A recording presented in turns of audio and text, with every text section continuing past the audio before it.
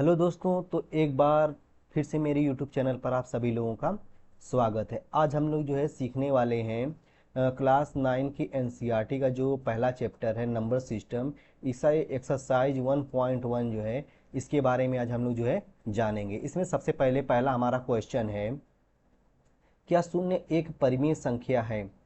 क्या इसे P अपान Q के रूप में लिख सकते हैं, जहां P और Q क्या है, पूर्णांक है और Q equal to not zero. तो सबसे पहले हम लोग देख लें कि आखिर परिमेय संख्या होती क्या है। तो परिमेय संख्या हम लोग पहले ही सीख चुके हैं कि जो परिमेय संख्या होती है इसे हम लोग P अपान Q के रूप में लिखते हैं, और Q का जो वैल्यू होता है, Q का जो वैल्यू होता है वह क्या होना चाहिए, जीरो नहीं होना चाहिए। ठीक है, ये इसके बारे में हम लोग जो है पहले से ही हम लोग जानते हैं। तो यहाँ जीरो है, जीरो को हम लोग क्या लिख सकते हैं, जीरो अपान वन लिख सकते हैं, जीरो अपान टू लिख सकते हैं, जीरो अपान -7 लिख सकते हैं, या जीरो अपान 8 लिख सकते हैं। मतलब कोई भी नंबर हम लोग यहाँ पे लगा सकते हैं। और ये किसके फॉर्म में आ रहा है, P अपान Q के फॉर्म में आ रहा है। और Q का वैल्यू यहाँ पे क्या है, 1 है, 2 है, -7 है और 8 है। ठीक है, इसलिए हम लोग बोल सकते हैं, इसलिए क्या होता है, इसलिए जो है जो जीरो है वह क्या है, जीरो एक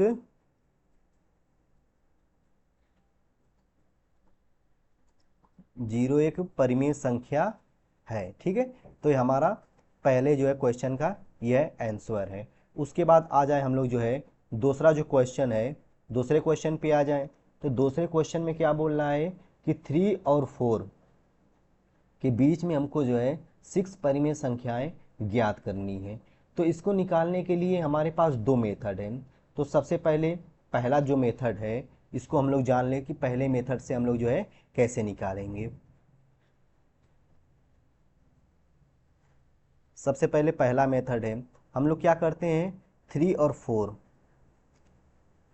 4 को हम लोग क्या करते हैं, आपस में ऐड कर लेते हैं। ठीक है, ये फर्स्ट मेथड है। 3 और 4 को आपस में ऐड करते हैं और उसको 2 से डिवाइड करते हैं। तो 3 + 4 क्या हो गया, 7 और डिवाइड बाई 2 हो गया। ठीक है, ये पहला हमारा परिमेय संख्या निकल गया। अब हम लोग फिर क्या करें, अब हमको पहले तो निकल गए, अभी हमको जो है 5 निकालने हैं। अब 5 निकालने के लिए और क्या करेंगे, ये जो 7/2 है इसको हम लोग क्या करें, सबसे पहले 7/2 को जो है इस साइड कर लें। 7/2 को हम ऐड कर दें, इसमें कितने, 3 को ऐड कर दें। ठीक है, थ्री को हम लोग लिख सकते हैं, 3/1 लिख सकते हैं। ठीक है, अब यहाँ पे 7 है, इसका हम लोग मल्टीप्लाई क्रॉस मल्टीप्लाई कर दें, क्रॉस मल्टीप्लाई कर दें तो ये हो जाएगा 7 हो जाएगा, प्लस यहाँ पे 3 × 2 = 6 हो जाएगा, और यहाँ पे 2 हो जाएगा। और पूरे का यहाँ पे जो है ना, इसका जो फार्मूला है ये यहाँ पे डिवाइड कर देंगे, 2 से इसको डिवाइड कर देंगे। तो ये कितना हो जाएगा, 7 6 13 हो जाएगा। और इसका मल्टीप्लाई जो है, इसका मल्टीप्लाई इसमें कर देंगे तो यहाँ पे आ जाएगा 4 आ जाएगा। 13 पॉइंट जो है 13 डिवाइड बाई जो है ये 4, ये हमारा दूसरा आ गया। इसके बाद तीसरा वाला अगर हम लोग निकालेंगे, तीसरा वाला भी इसी तरह निकल जाएगा। जैसे यहाँ पे 7/, हम लोग 2 ले लें, अब प्लस पहले तो हम लोग 3 ऐड किए थे, अब हम लोग क्या करते हैं 4 को ऐड कर लें, 4 को 4/1 कर लें और पूरे से डिवाइड कर देंगे, किससे, 2 से डिवाइड कर देंगे। तो यहाँ पे हो जाएगा 7 हो जाएगा क्रॉस मल्टीप्लाई करने के बाद, और 4 × 2 = 8 हो जाएगा, और ये 2 हो जाएगा, ये पूरे का 2 हो जाएगा। तो यहाँ पे हो जाएगा 7 8 जो है 15 हो जाएगा, और यहाँ पे हो जाएगा 4 हो जाएगा। ये हमारा तीसरा निकल गया। इसी तरह हम लोग क्या कर सकते हैं, इसको आपस में ऐड कर लेंगे। जैसे मान लीजिए ये पहला हो गया, पहले को इसी तरह एक और देख लें, 7/, यहाँ पे मान लें 7/2 है, और यहाँ पे प्लस किसको ऐड कर दें, 15/, जो है 4 को यहाँ पे ऐड कर लें। तो इस प्रकार से हम लोग डिवाइड किससे कर देंगे, 2 से डिवाइड कर देंगे। अब यहाँ पे क्रॉस मल्टीप्लाई करने के बाद यहाँ पे 30 हो जाएगा, और यहाँ पे 8 हो जाएगा, और डिवाइड बाई यहाँ पे 2 हो जाएगा। और यहाँ पे 21 और 31, यहाँ पे 51, 51 और 2 8 जा 16। ये हमारा कौन सा निकल गया, ये फोर्थ निकल गया। अब इसी तरह हम लोग क्या करें, दो और निकाल लेंगे। दो और निकालने के लिए क्या करें, यहाँ पे दिया गया है 13, ये वाला है ना, इसको हम लोग 13 जो है, 13 है, 13/4 है, और इसके बाद यहाँ पे 15/4 है, 15/4 है, और यहाँ पे डिवाइड किससे करेंगे, 2 से कर लेंगे यहाँ पे। अब यहाँ पे 4 4 क्या है, इक्वल है, तो हम लोग क्या करेंगे, ऊपर वाले को ऊपर में ऐड कर देंगे यहाँ पे। तो यहाँ पे हो जाएगा कितना, यहाँ पे हो जाएगा 28, 28 हो जाएगा। और यहाँ पे इसका हो जाएगा, यहाँ पे 4 है तो 4 2 जा यहाँ पे, मतलब मल्टीप्लाई कर देंगे, तो 4 2 जा यहाँ पे 8 हो जाएगा। ये हमारा फिफ्थ निकल गया। सिक्स वाला भी इसी तरह हम लोग निकाल लेंगे। सिक्स वाले को हम लोग किसी को भी, जितने भी परिमेय संख्या आ रही किसी एक को जो हम लोग इसी तरह ऐड करके उसको 2 से जो है डिवाइड कर देंगे, तो यहाँ पे छठा वाला भी जो है परिमेय संख्या निकल जाएगा। तो ये हमारा दूसरा क्वेश्चन इस टाइप से था। अब उसके बाद तीसरा वाला, इसमें हम लोग क्या करेंगे, इसमें जैसे दूसरे वाले जो क्वेश्चन थे उसमें हम लोग फर्स्ट मेथड को हम लोग जो है यहाँ पे अप्लाई किए थे। अब यहाँ पे हम लोग जो है थर्ड जो है, जो थर्ड सेकंड मेथड है, थर्ड वाले में हम लोग क्या करेंगे, उसको यहाँ पे अप्लाई करेंगे। तो यहाँ पे सबसे पहले देख लें, यहाँ पे सॉल्यूशन में यहाँ पे जो मेथड इसका है, इसको सॉल्व करने का मेथड सेकंड वाला, यहाँ पे हम लोग जो है सेकंड यूज करेंगे। सेकंड क्या करेंगे, यहाँ पे जैसे बोल दिया कि 5 हमको परिमेय संख्या ज्ञात करनी है, तो हम लोग क्या करेंगे, यहाँ पे 5 में जो है सिर्फ जो है किसको ऐड कर देंगे, 1 को ऐड कर देंगे, तो यहाँ पे आ गया 6 आ गया। अब 6 को क्या करेंगे, यहाँ पे जैसे दिया गया 3/5 दे दिया गया है, इसमें हम लोग क्या करेंगे, 6 से ऊपर नीचे इसके न्यूमरेटर और डिनोमिनेटर में मल्टीप्लाई कर देंगे, तो ये हो जाएगा 18 हो जाएगा, और यहाँ पे हो जाएगा ये 30 हो जाएगा। ठीक है, तो ये पहला हो गया।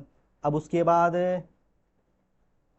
4/5, 4/5 इसमें भी क्या करेंगे, 6 से मल्टीप्लाई कर देंगे, तो यहाँ पे 24 यहाँ पे भी 30 हो गया। हमको जो है इसके और इसके बीच में 5 परिमेय संख्या ज्ञात करनी है ना, तो यहाँ पे 18, ठीक है, 18 जो है डिवाइड बाई 30, इसके बाद क्या आएगा 19 divide by 30, 20 divide by 30, 21 divide by जो है 30, 22 डिवाइड बाई 30, 23 डिवाइड बाई 30, और ये लास्ट वाला जो हम लोग निकाले थे 24 डिवाइड बाई 30। तो इसके और इसके बीच में हमारा ये 5 परिमेय संख्या, पहला, दूसरा, तीसरा, चौथा, पांचवा। तो ये सेकंड मेथड है। सेकंड मेथड से हम लोग क्या करेंगे, इसी तरह जो है इसको सोल्व करेंगे। अब उसके बाद हम लोग आ जाते हैं क्वेश्चन नंबर 4 में। अब क्वेश्चन नंबर 4 में क्या बोल रहा है कि प्रत्येक प्राकृतिक संख्या क्या है, एक पूर्ण संख्या है। तो प्रत्येक प्राकृतिक संख्या, सबसे पहले प्राकृतिक संख्या कहाँ से स्टार्ट होती है, 1 2 3 4 कहाँ तक, अनंत तक ही चलती है। और यहाँ पे पूर्ण संख्या ये 0 से स्टार्ट होती है, और ये कहाँ तक चलती है, ये भी जो है अनंत तक चलती है। तो बोल रहा है कि प्रत्येक प्राकृतिक संख्या एक पूर्ण संख्या है। तो एक पूर्ण संख्या में क्या है, पूर्ण संख्या में प्राकृतिक संख्या ये आ रही है ना, तो इसीलिए बोल देंगे कि ये जो है पहला क्वेश्चन जो है ये सत्य है। उसके बाद दूसरा क्या है, प्रत्येक पूर्णांक जो है एक पूर्ण संख्या होती है। अब प्रत्येक पूर्णांक, सबसे पहले हम लोग पूर्णांक देख लें। पूर्णांक में क्या आता है, जिसमें पॉजिटिव नंबर और निगेटिव नंबर ये दोनों होते हैं, इन्हें हम लोग क्या बोलते हैं, इन्हें हम लोग जो है पूर्णांक बोलते हैं। अब पूर्णांक जो है इसमें क्या है, 0, जो यहाँ पे पूर्ण संख्या जो 0 से स्टार्ट होती है, 0 से स्टार्ट होती है, लेकिन इसमें क्या है, पॉजिटिव नंबर भी है, निगेटिव नंबर भी है। इसीलिए क्या है, प्रत्येक पूर्णांक जो है एक पूर्ण संख्या नहीं होती है, यह जो है असत्य है। यह था सत्य था, और ये क्या है, ये असत्य है। उसके बाद प्रत्येक परिमेय संख्या एक पूर्ण संख्या होती है। अब प्रत्येक परिमेय संख्या क्या है, जैसे 1/2 है, 3 मान लें यहाँ पे -1 है, यह क्या है, यह परिमेय संख्या है। अब पूर्ण संख्या कैसे होगी, पूर्ण संख्या 0 से स्टार्ट होनी चाहिए, लेकिन इसमें क्या है, ये जो है P/Q के फॉर्म में आ रहे हैं, इसलिए ये तीसरा वाला जो क्वेश्चन है यह भी क्या है, असत्य है, यह भी जो है असत्य है। तो इस प्रकार से हमने जो है एक्सरसाइज 1.1 को जो है इस तरह से देखा है। ठीक है।